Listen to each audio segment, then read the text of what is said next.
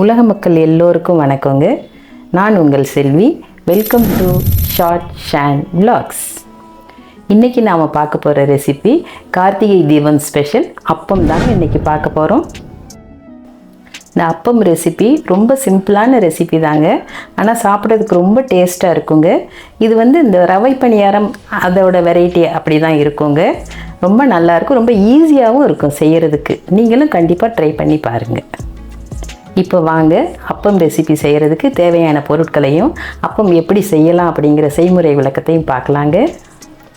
ரெசிபிக்குள்ளே போகிறதுக்கு முன்னாடி மறந்துடாமல் சப்ஸ்கிரைப் பண்ணிடுங்க. அப்படியே லைக் அண்ட் ஷேர் பண்ணுங்கள். உங்களோட லைக்ஸும் ஷேரும் தான் எங்களுக்கு மோட்டிவேஷனாக இருக்குங்க. இப்போ நாம் அதுக்கு தேவையான பொருட்களை பார்க்கலாங்க. இந்த ரெசிபிக்கு தேவையான பொருட்களுங்க, இந்த கப் மெஷர்மெண்ட்டு தான் நான் எடுத்திருக்கேங்க. நீங்கள் எந்த கப் எடுத்துக்கிறீங்களோ, சின்ன கிண்ணமோ பெரிய கிண்ணமோ எது மெஷர்மெண்ட் எடுக்கிறீங்களோ அதே அளவே வச்சுக்கோங்க எல்லா பொருட்களுக்குமே.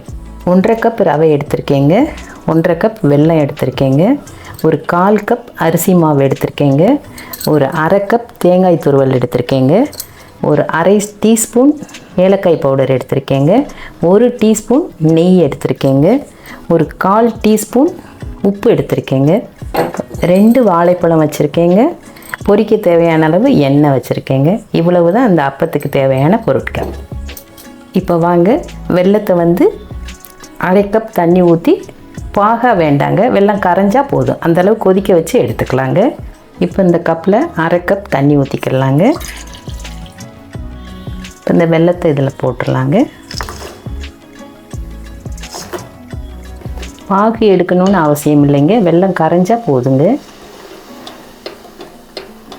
அவ்வளோதாங்க, வெல்லம் நல்லா கரைஞ்சிருச்சுங்க. இப்போ இதை ஒரு 10 நிமிஷம் ஆற விட்டுடலாங்க. வெள்ளைப்பாகு ஆறிடுச்சுங்க. இப்போ நம்ம ரவையோட மிக்ஸ் பண்ணிக்கலாங்க.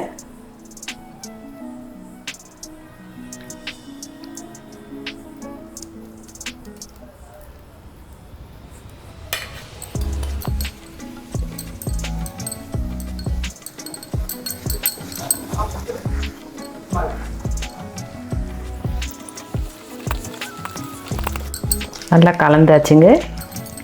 இப்போ இது 10லேருந்து 15 நிமிஷம் நல்லா ஊறின பிறகு மிக்சியில் போட்டு அரைச்சிக்கலாங்க. இப்போ இது 10 நிமிஷம் ரெஸ்ட்டில் இருக்கட்டுங்க. இப்போ நாம் கலந்து வச்ச வெல்லமும் ரவையும் சேர்ந்த மிக்ஸி 15 நிமிஷம் நல்லா ஊறிடுச்சுங்க. இப்போ இதை மிக்ஸி ஜாருக்கு ட்ரான்ஸ்ஃபர் பண்ணி நல்லா அரைச்சி எடுத்துக்கலாங்க.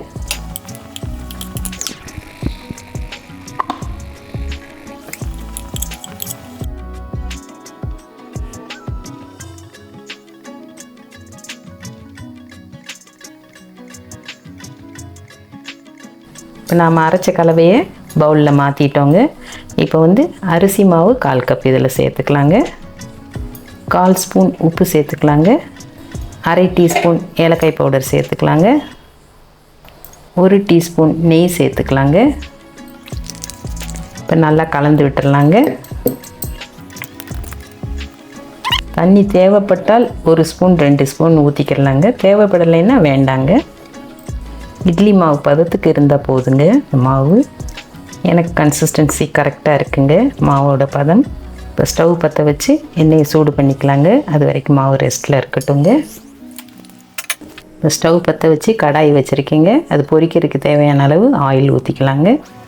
இந்த மாதிரி ஆழமாக இருக்கிறது மாதிரி கடாய் தான் வைக்கணுங்க. இப்போ எண்ணெய் சூடு மீடியமான ஃப்ளேமில் வச்சுக்கலாங்க. மாவு ஊற்றலாங்க.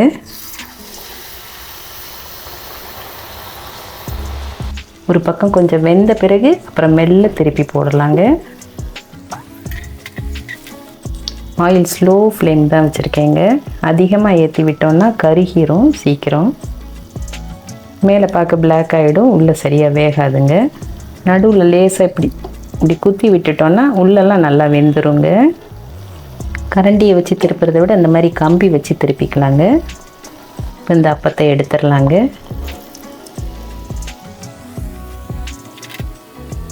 இன்னொரு அப்பம் ஊற்றிக்கலாங்க. கொஞ்சம் வெந்த பிறகு இந்த கம்பியை வச்சு குத்திக்கலாங்க. ஸ்லோ ஃப்ளேம்லேயே தான் இந்த அப்பத்தை வேக வச்சு எடுக்கிறேங்க. இந்த அப்பத்தை எடுத்துக்கலாங்க. இதே போல் எல்லா அப்பமும் சுட்டு எடுத்துகிட்டு உங்களுக்கு காட்டுறேங்க. அப்பம் செய்து எடுத்தாச்சுங்க. இப்போ வாங்க அதை உங்களுக்கு பிரேக் பண்ணி காட்டுறேங்க.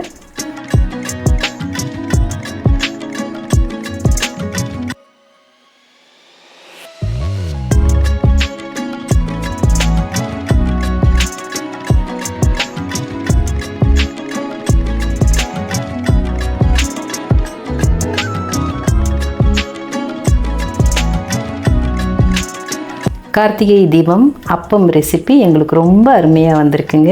இந்த ரெசிபி உங்கள் எல்லோருக்கும் ரொம்ப பிடிச்சிருக்குன்னு நினைக்கிறேங்க. உங்கள் எல்லோருக்கும் ரொம்ப பிடிச்சிருந்ததுன்னா லைக் பண்ணுங்கள், ஷேர் பண்ணுங்கள், கமெண்ட் பண்ணுங்கள், சப்ஸ்கிரைப் பண்ணுங்கள். Thank you, bye, see you, tata.